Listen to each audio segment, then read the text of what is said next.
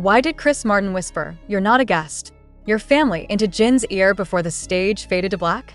Why did Jin, silent for months, suddenly reappear at one of Coldplay's biggest concerts, breaking every prediction, protocol, and expectation in the process? And how did Coldplay, a British rock band with global acclaim, become the quiet architects behind one of the most emotional reunions in K-pop history?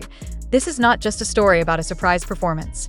It's a story about brotherhood, about silence, about trust so deep it was kept secret from the world for 5 full months. IT was not a marketing stunt. It was not part of any label's promotional cycle. It was a promise, one made in a green room long before Jin put on his military uniform, and one fulfilled under a night sky that now lives forever in the memory of every army who witnessed it. Let's go back. IT all started with a quiet handshake behind the scenes in October 2022, when Jin released The Astronaut, a solo single co-written with Coldplay. The song was a farewell, a love letter to ARMY before Jin entered military service. But what many didn't know was this. After the recording session, Chris Martin looked Jin in the eye and said, "Let's sing this live together one more time when you're ready, even if it takes years." Jin, half laughing, nodded. He thought it was just a gesture, but Coldplay remembered. When Coldplay's Music of the Spheres world tour was set to arrive in Seoul for a 2-night stadium blowout, Chris and the band reached out, quietly, without cameras, without announcement, not to the label, not to the press, directly to Jin. They didn't ask him to perform. They asked him if he wanted to. This was months before the performance ever took place. Jin's military schedule was tightly controlled. Appearances outside base were rare and subject to military review. But still, Coldplay persisted, not with pressure, but with patience. Their team began coordinating directly with South Korean military contacts and the Ministry of Culture.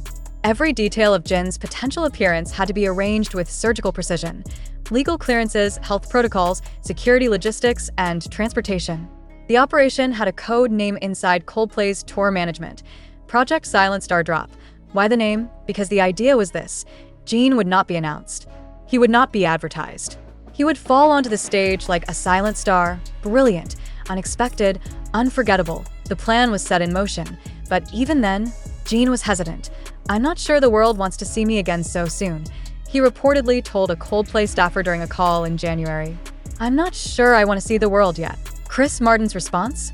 "We don't want the world to see you. We just want you to see the world again, even if it's only for one song." It was that line that cracked Jin's walls. By end February, while still in active service, Jin formally requested a cultural representation leave, a special one-night pass that required military higher-up approvals. The request was approved on the condition that no press activity would occur and the appearance would remain strictly artistic. Coldplay never leaked it, not even to the production crew. Only 5 people in the tour management knew Jin was coming. The final rehearsal, held 2 nights before the concert, was done behind locked doors at an undisclosed venue outside Seoul. No cameras, no phones. Just Coldplay, Jin, and the song that brought them together. Coldplay's bassist, Guy Berryman, later told an insider. "We didn't need to rehearse it for the stage. We just needed to rehearse feeling it again with him there." On the night of the concert, Jin was driven into Jamsil Stadium in an unmarked black van. He wore a hoodie. He entered through a side gate. No fans saw him arrive. No staff, except a few were told. When Twice wrapped their special guest performance, the lights dimmed. A Coldplay stepped onto the stage. And then it happened. A soft piano intro. Faint purple lights. A solitary spotlight. And Jin walked out. The moment he stepped into the light, it was as if the earth paused for 3 seconds. The screams didn't even sound real, just waves of emotion breaking free. And there, standing next to Chris Martin, Jin sang The Astronaut once more. But it wasn't just a performance. It was a conversation. With the fans. With his past. With himself. Fans later noticed that during the bridge, Chris moved slightly toward Jin and whispered something into his ear. Footage caught it, but the mic didn't. Fans enhanced the audio. The words were, "You're not a guest. You're family." Jin's expression changed instantly.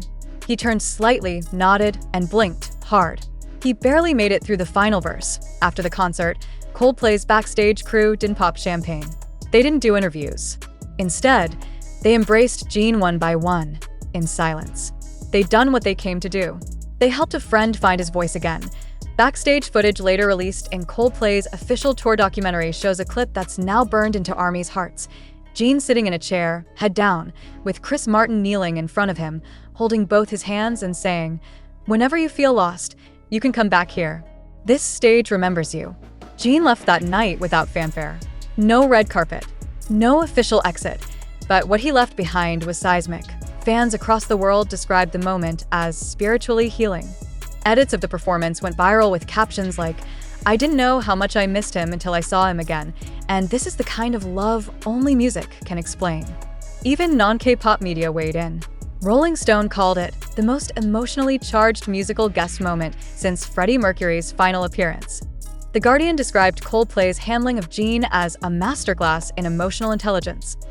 And while HYB remained silent about the performance, Coldplay posted one single tweet the next day. "He's not our guest. He's our brother. Thank you, Jin. Always." With that tweet came a photo.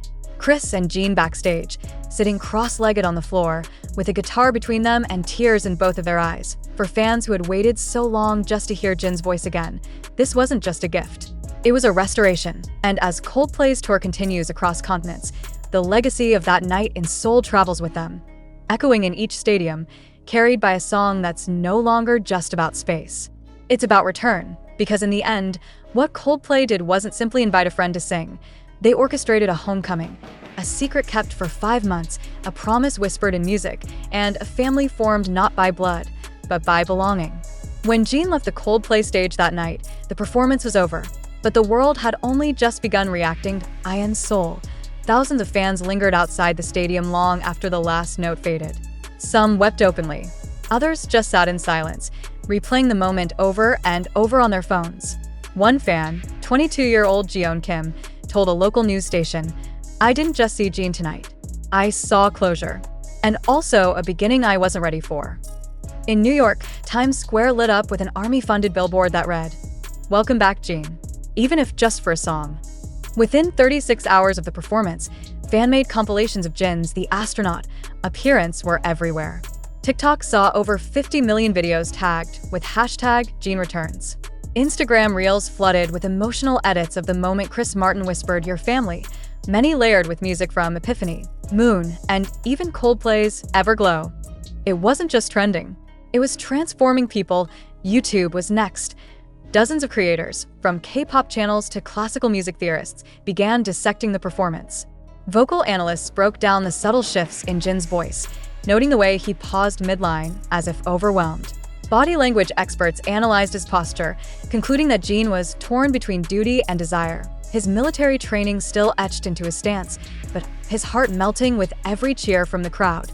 But perhaps the most unexpected wave came from Coldplayers themselves. For years, Coldplay fans have shared a deeply introspective space online, one rooted in poetic lyricism and quiet admiration. But Jin's appearance broke through that shell. Many of them wrote blog posts, tweets, and even fan letters addressing armies. Directly point one viral tweet read, "To armies, you gave us Jin. We didn't know him before. Now we can't stop playing the astronaut. You grieved with us during Yellow. Let us grieve with you now.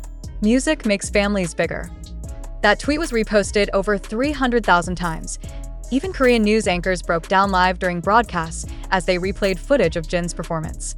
One anchor on KBS teared up as she read Jin's handwritten quote, "Let me sing this, not because I have to, but because I need to," and simply said, "That is the sound of someone missing home." Meanwhile, within the walls of HYB, silence continued. No statement. No reports. No clips. It was as if Jin's return existed only in the emotional ether of armies and the hearts of Coldplay themselves. And maybe that was the point, because what Coldplay had done wasn't designed to sell albums. It wasn't a comeback. It was a moment. One that couldn't be monetized, optimized, or rebranded. It was an act of protection. Chris Martin and his band didn't just welcome Jin back. They safeguarded his voice, wrapped him in their trust, and gave him a stage where he didn't have to announce himself. He didn't need a press conference or flashing headlines. He just needed space, the kind of space only true friends create.